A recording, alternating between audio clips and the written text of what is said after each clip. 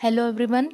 आज हम central orbits पर बेस्ड एक क्वेश्चन देखेंगे जो कि डायनामिक्स का हमारा पार्ट है। तो क्वेश्चन हमारा ये है, उसको करने से पहले हम कुछ इम्पॉर्टेंट चैप्टर के फार्मूला देख लेते हैं।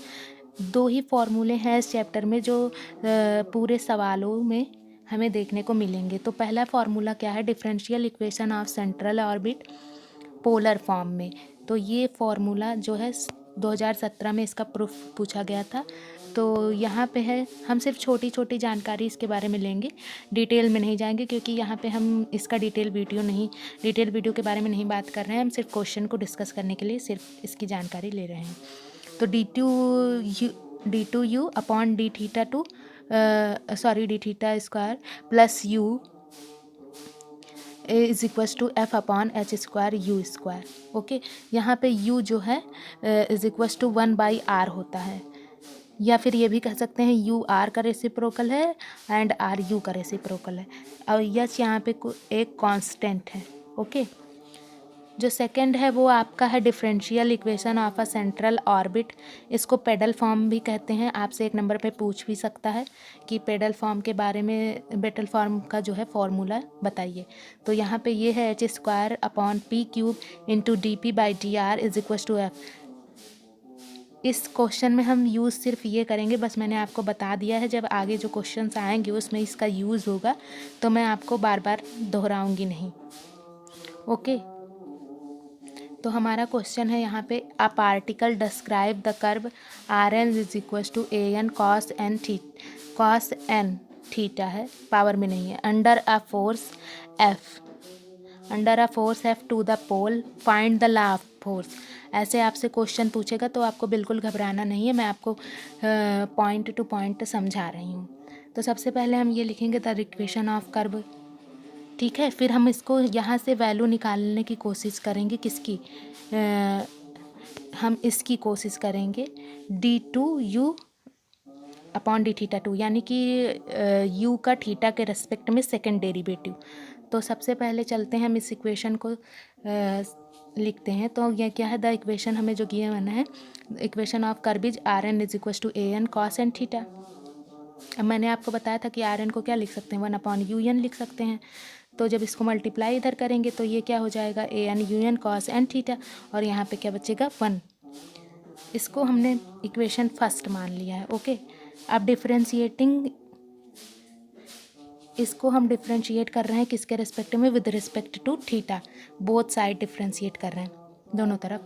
तो ये 0 हो जाएगा, हमारा कांस्टेंट है। ये ए एन को हम बाहर ले लेंगे, ये भी कांस्टेंट है। तो यू एन को ऐसे रखेंगे, इसका जो है डिफ्रेंशिएशन करेंगे तो ये minus N sine N theta हो जाएगा। अब यहाँ पे यू एन का करेंगे और कॉस एन थीटा को वैसे रखेंगे, तो कॉस एन थीटा वैसे रहेगा, एन का हो जाएगा N you N minus N. क्योंकि ये थीटा का फंक्शन नहीं है यहाँ पे, तो इसमें D you by D theta लिखेंगे। ओके, इनटू में। तो अब यहाँ से क्या होगा, हम इसको सॉल्व जब सॉल्व करेंगे तो माइनस वाले को इधर लाएंगे तो ये प्लस में हो जाएगा, एंड ये वाला इधर ही रहने देंगे। तो अब आप देख सकते हैं यहाँ से ए एन कैंसिल, और यू एन से यू एन एक यू एन कैंसिल हो जाएगा, यू की पावर -1 बचेगा, और एन से एन कैंसिल। नेक्स्ट में देखते हैं, नेक्स्ट स्टेप में क्या होता है।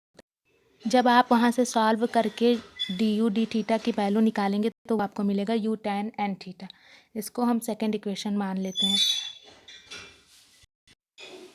फॉर्मूले के अकॉर्डिंग हमें चाहिए क्या, d2u डी थीटा 2, यानी कि हमको इसको एक बार और डिफ्रेंशिएट करना होगा। तो हम क्या लिखेंगे, again differentiating with respect to theta.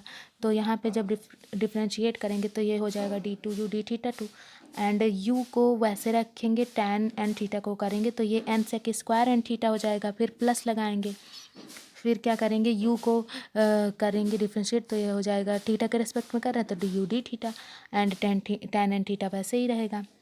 अब क्या करेंगे, अब यहाँ से डी यू डी थीटा की जो वैल्यू हमें मिली थी इक्वेशन सेकेंड से, यू tan थीटा, इसको यहाँ पुट करेंगे तो ये हो जाएगा हमारा U tan square N theta. यहाँ पे लिखेंगे फ्रॉम सेकेंड। तो the differential equation of path हम जानते हैं, ये फॉर्मूला भी मैंने आपको बताया। अब इसी में सबकी वैल्यू पुट कर देंगे, इसकी वैल्यू पुट करेंगे तो ये वैल्यू हमारी क्या थी, U N sec square N theta plus U tan square N theta plus U is equal to इतना। फाइनली हमें निकालना क्या है, अभी आप समझ जाएंगे, हमें एफ और आर का ही रिलेशन दिखाना है।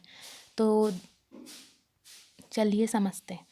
तो U N sec square N theta, यहाँ पे हम टेन स्क्वायर को क्या लिख सकते हैं, सेक स्क्वायर, सॉरी यहाँ पे एन मैंने मिस कर दिया, एन थीटा -1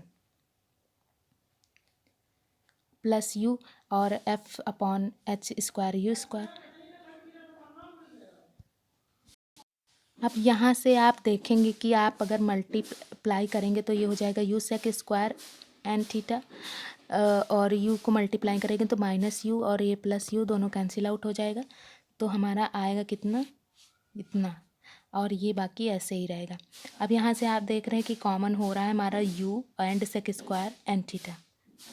तो यहाँ पे sec square N theta common कर लिया, यू कॉमन कर लिया, बचेगा क्या ब्रैकेट में, यहाँ पे एन है, यहाँ पे 1 बचेगा कुछ। तो यहाँ पे अब हम क्या करेंगे, एफ इज इक्वस टू क्या लिख सकते हैं, एच स्क्वायर, यहाँ यू स्क्वायर था, यहाँ यू था, U cube N plus 1 sec square N theta. तो अब यू को हम जानते हैं 1 अपॉन आर लिख सकते हैं, तो यू क्यूब है तो अपॉन में ये हो जाएगा आर क्यूब हो जाएगा एन प्लस 1। अब यहाँ पे ध्यान देने वाली बात है कि सेक एन थीटा की जो वैल्यू है वो हम कहाँ से निकाल रहे हैं, हम इक्वेशन फर्स्ट से निकाल रहे हैं। कैसे, वहाँ पे हमारा था cos N theta, equation first एक बार देख लेते हैं हम। यहाँ पे आप देखेंगे इक्वेशन फर्स्ट में कॉस एन थीटा की जो वैल्यू है वो क्या मिलेगी हमें, वो मिलेगी R N by A N. ठीक है, तो सेक इसका उल्टा होता है, तो सेक एन थीटा हमें क्या मिलेगा यहाँ से, sec n theta a n by r n. अब चलते हैं हम अपने नेक्स्ट स्टेप पे। तो यहाँ पे आपका सेक स्क्वायर एन थीटा, तो A N upon are N का होल स्क्वायर।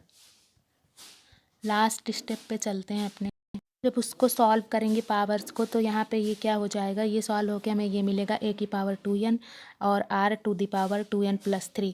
तो यहाँ से हम देखेंगे कि अब directly proportional to 1 upon r to the power 2n plus 3, यही हमें लाना था, यही हमारा आंसर था जो रिक्वायर्ड था।